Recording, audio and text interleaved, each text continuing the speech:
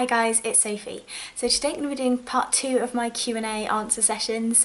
Thank you again just for spending the time to bother asking me stuff. And today is going to be all of the non-bookish questions. So the first question was asked by Now Voyaging, who asked what the most surprising thing was that I found since starting BookTube. I think the thing that surprised me the most is how much my reading has evolved since I started making videos. So I've been watching videos for a while, but I think in terms of the kind of books I was reading and the way that I was thinking about them, that's changed an awful lot since I started talking about books on my channel. So I think specifically reviewing books has changed the way I read them. So sometimes I'll be thinking as I'm reading them, how am I going to express this to you guys? And it makes me focus on my books a little bit more. So that was really surprising for me. That was an effect I didn't expect. Amanda from Amanda Centre asked me what I've enjoyed most about being a BookTube creator. Definitely just the chance to share my enthusiasm about books with you guys. I absolutely love it when I talk about a book and I'm really excited about it, and I can see in the comments that you guys are getting excited too, and saying that you're thinking about reading it, or even sometimes I'm seeing people who follow me on Goodreads, and I'm sort of friends with them on Goodreads, who have bought the book and have started reading it when I've spoken about it, and it might not directly be linked to me. I like to think, you know, maybe I've added to them reading that book, and that's really exciting. So Lisa Rhiannon and Vienna Waite's books both asked me quite similar questions, and they asked me what my favourite kind of video to make was. I honestly think it's probably my discussion videos. They're the ones that I am most sort of passionate about when I'm making them, even though I find them quite difficult and challenging, and I try and always express myself properly and not upset anyone, or try and just get my thoughts across in a concise manner. I really like filming them, and I like being able to communicate with you guys on that. I really like filming hauls as well, because I'm super excited and you guys get excited, and that's really fun. And then again for the next one, a few people asked me quite similar questions, so I'll just answer them as one. But Jean's Bookish Thoughts, Lisa Rhiannon and Now Voyaging all asked me if there was any kind of videos that I don't make at the moment on YouTube or BookTube that I would like to make, so either bookish or not. So yeah, there are. There are a couple of things I've thought about potentially talking about more on my channel, but I'm unsure about whether or not I will actually do them. The first of which would be mental health stuff. It's been a big part of my life for a lot of my life, and it's something that I don't talk to you guys about too much.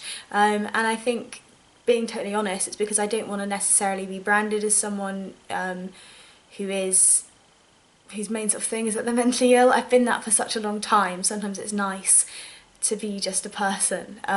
But equally, I know how hard it is to have representation, and I know how much representation's worth to people with mental illness, and I feel like maybe I shouldn't shy away just because I've recovered now. So that's something I'm thinking about doing. I have some video ideas. I have 3 video ideas that are mixing books and mental health, that I could make, but I am just unsure of how they'd be received.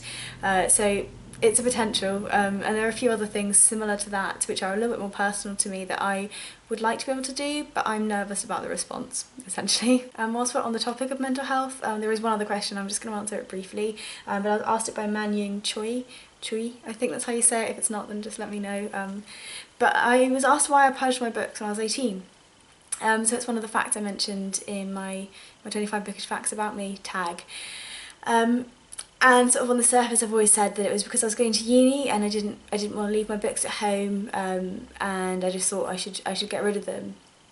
But a lot of it really played into me being not very well at the time, and when I left for uni when I was 18, I was quite actively suicidal, and sometimes people, when they are unwell and they are suicidal, think of ways that they can ease the burden on those who they'll leave behind.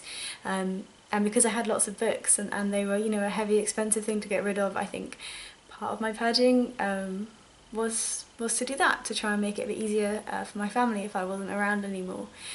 So it's that kind of thing. Like, maybe I will talk to you guys about it, but I don't know. I don't know what the response would be. Just let me know if you're interested, and you think that would be valuable, then maybe I will, but no, I'm nervous about it, I think. And on to a slightly happier question. I was asked, again, kind of similar kind of questions from Mix Match and Jacob Tanner, who asked what my favourite midnight snack / sort of reading snack was. At the moment it's Pukka teas, so I have a few. I have these 3 that are like my go-tos at the moment, and I've got another couple at work.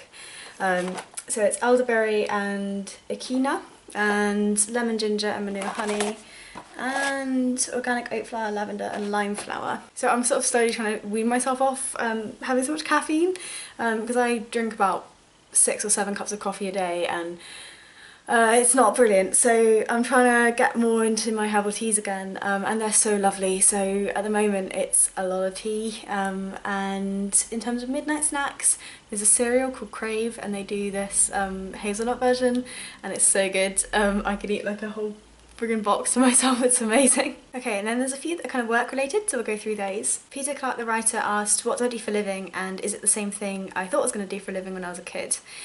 So I work in HR. I am an HR coordinator for an accountancy firm, and that means I look after anything to do with people in this firm, and I try and make the people happy and productive, and to make sure that the firm is sort of happy with what the people are doing. So it's kind of an intermediary role between the employer and the employee. It's not vaguely close to what I thought I was going to do when I was a kid. It's not vaguely close to what I thought I was going to do when I studied at uni. When I was a little girl, I thought I was going to be a veterinary surgeon, and I thought that up until I did my GCSEs, and then I started studying to try and become an astrophysicist, and that's what I did at uni, and my aim then was to work for ESA, or potentially for NASA if I'd wanted to move across the States. So HR and business was something that was not vaguely in my sort of wheelhouse. It was always sciences, so it's something completely different, but I love it. So Royce and Kelly asked me what made me go into HR, so that kind of follows quite nicely, and then asked if there's any HR books I'd recommend. So I sort of stumbled into HR like I think a lot of people do. I found myself doing employee relations with a supermarket chain, and ended up doing quite well at it, and I thought it was great fun. It was something completely different. So my life up until that point had been very technical, very scientific. It was, you know, it was all about sort of what can you measure and what can you do, and very detached from humans. You had colleagues, but you weren't doing anything for people, and that was always the way I'd sort of considered my career would go.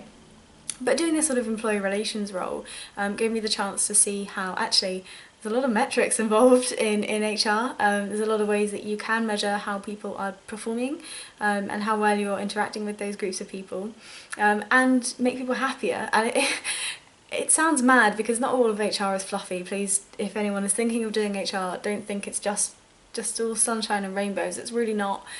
But I think the overall sort of feeling is trying to make sure that you've got parties that work together in a harmonious way, everyone's happy, the business is making money, and the employees are, you know, content doing their job. And that was something that was completely new but really intrigued me, and the more I've looked into it, the more I've enjoyed it. In terms of HR books, if you're going to talk textbooks, then I think that Armstrong's Handbook of Human Resources Management is probably going to be your go-to. That book is absolutely stunning. He has a lot of other textbooks out as well. Just look up like Armstrong's handbooks, and they're brilliant. They're a really good introduction, and I definitely recommend those to anyone thinking of studying HR.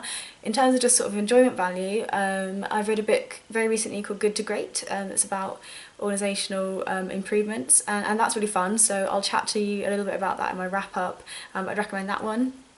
I read a lot of sort of books on diversity in business and all those sorts of things, because that really intrigues me. So again, there's a few there that maybe I would recommend. Why Women Need Quotas by Vicky Price is great. I'm currently reading What Works. I can't remember the author of that one, but that again is about design and employment and gender equality. So all of those sorts of things are really interesting. Just choose the pieces of HR that interest you, and there are tons and tons of, you know, great books on those. Very pragmatic, ask me what my dream job is.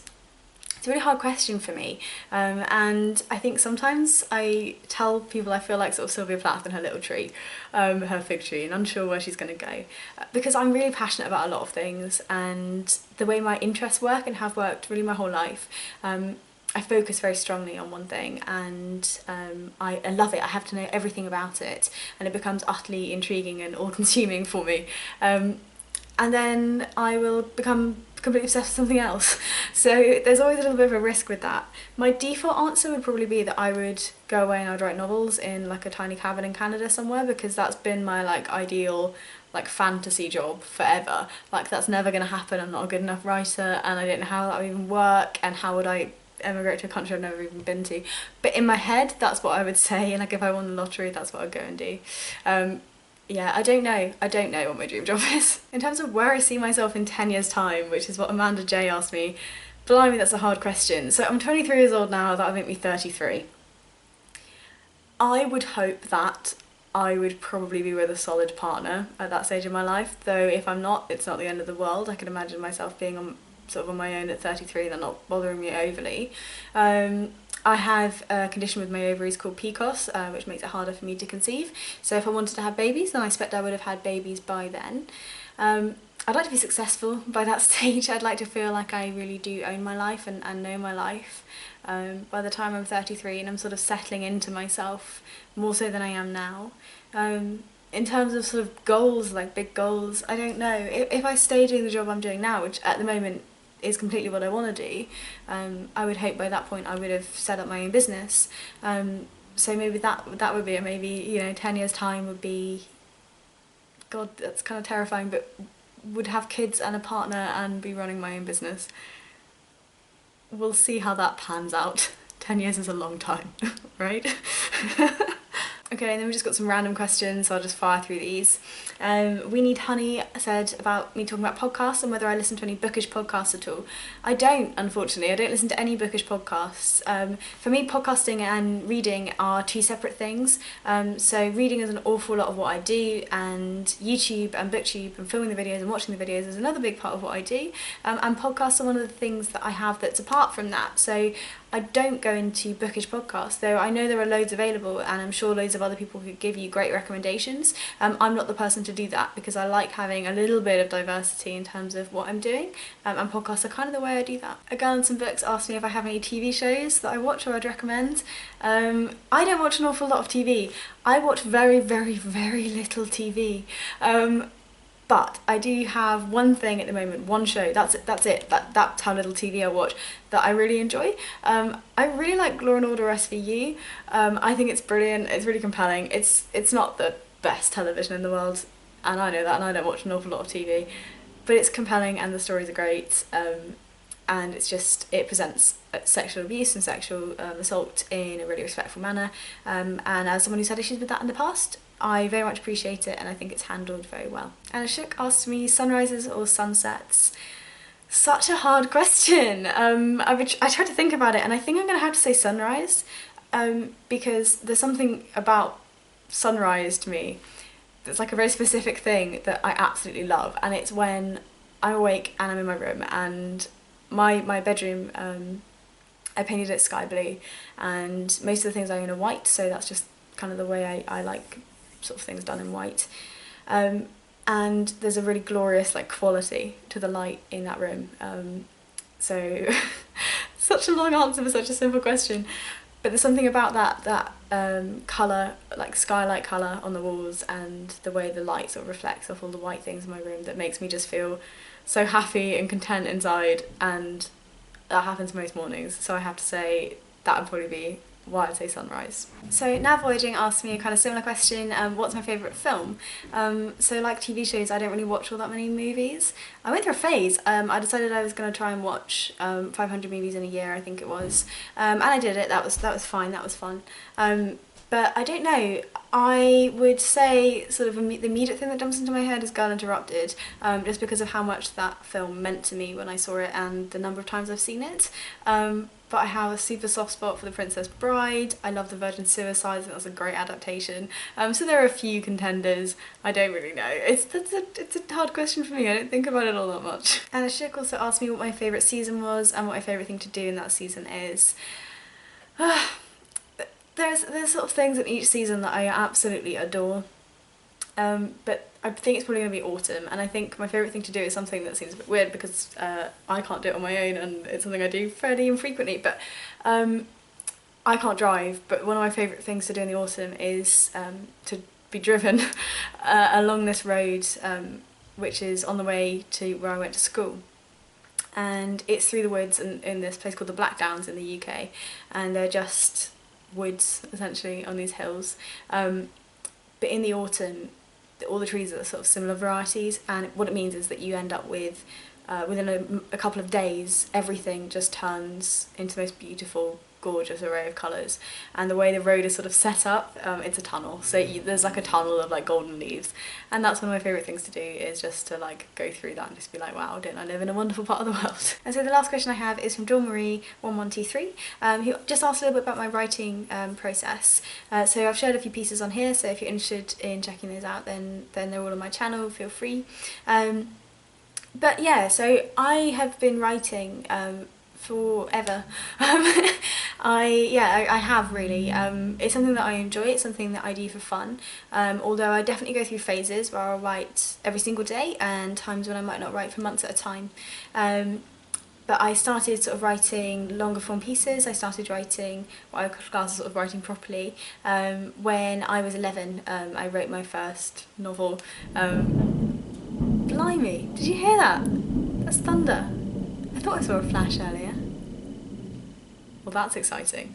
I wrote my first novel when I was 11, and it was a really soppy love thing, and you know, guys, I don't like romance, but I've just kind of kept writing since then.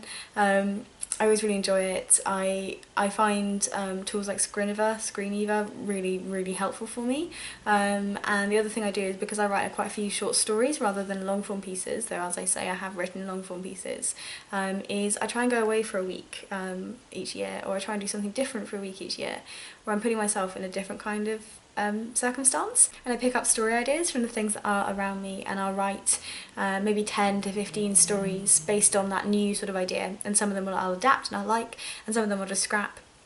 But that's always a really nice way to sort of inject a little bit of creativity back into myself if I am getting a little bit tired of what I've been doing previously. So I really hope that you've enjoyed these videos, you've enjoyed learning a little bit more about me. I know they've been really long, but I think that's just kind of the nature of the thing. But thank you for watching, and I will see you soon in my next video. Probably going to be my May wrap up, I think, although the Cormac McCarthy one is going to come soon. Alright, I'll see you soon. Bye bye.